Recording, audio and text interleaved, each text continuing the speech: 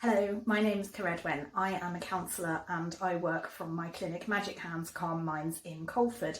And this is one of a series of videos where I talk about some of the issues that impair people's mental health.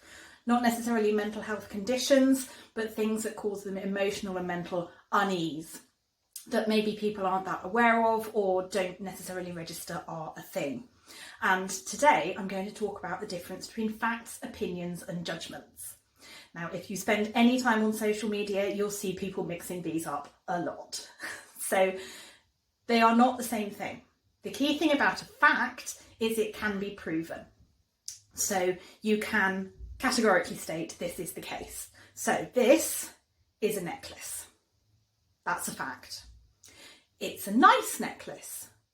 That's an opinion. You shouldn't wear necklaces. That is a judgment. And for the purposes of this conversation, we can just say that judgments are usually negative. Obviously, they can be positive as well, but positive judgments tend not to cause us any problems. So if somebody, for example, says, "Oh, you look amazing in that," that's a judgment, but it's a positive judgment. So you're going to be quite happy to receive it. The negative judgments are the ones that are less fun. So if you confuse facts, opinions and judgments, a number of things are going to happen depending on whose opinions and judgments you're confusing for facts. If you're confusing your own in conversation, for want of a better word, with yourself, in terms of how you react to things and how you respond to other people, then if you confuse your facts with your opinions and judgments, what you're likely to find is that you get into a lot of arguments. So this is what happens on Facebook. You know, somebody makes a statement and it may be an opinion, it may be a fact, it may be a judgment, but people then jump in with their own take on those things. And those will be opinions and judgments, but they're presented as facts. And the argument can rage literally for weeks. It achieves nothing except causing a lot of frustration and potentially upset on all sides. So this is obviously going to be an unpleasant experience for you as the possessor of facts, judgments and opinions.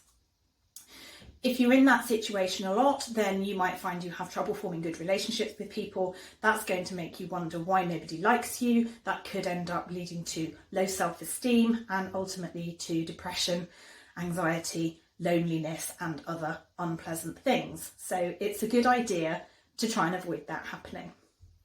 If you confuse facts, judgments and opinions inside your own head, the effect is very similar.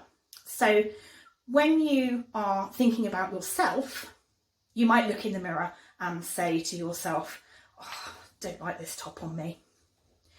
That's an opinion, but by presenting it to yourself as a fact, what you're doing is criticising yourself. You look awful in that top. So that's going to affect your self-esteem. If you talk to yourself in a very negative way, ultimately you can end up feeling very, very bad about yourself. That projects onto other people as well. So when you look in the mirror and you say to yourself, "Oh, I don't like this top on me," that's okay, you don't have to like it, that's your opinion. It doesn't mean that everybody you meet is going to think the same thing. They're not all going to look at you and think, "My God, what was she thinking when she put that top on?" And if they do, that's their opinion, not a fact. So you don't necessarily have to be influenced by it. That leads to generally feeling more happy and relaxed about your life and, more importantly, more comfortable with yourself. And most mental health issues come from a degree of being unhappy with yourself. And I often say to my new clients when they come to see me that my job as a counsellor is to send them away at the end of our work together feeling happy with who they are, whether that means they've changed who they are or not. That's not my affair. I don't mind which way it happens, but being happy with themselves is my goal. So if you're looking at yourself in the mirror and your opinion of the clothes you're wearing is, "Oh, these don't look very nice on me," by all means change, but it's not a fact. And when you talk to other people, don't present your feelings and opinions as facts to them. And if they do that to you, if they put forward their opinions and judgments as facts, you don't have to accept them. But it can be quite a good idea to listen to them It will give you a new perspective on things. You don't have to agree. You might want to. They might give you some information you've never heard of and never thought of before and think, oh, that's a good point. Never thought of that before. Now I consider things differently. My opinion and my judgment have changed. That's your choice. If you're being presented with facts, remember they can be proven. So when anybody comes forward and says, this is the case, how do you know? Where's the evidence to back that up? If there isn't any, or the evidence is, well, it's just obvious, that's your clue that you're dealing with an opinion or a judgment.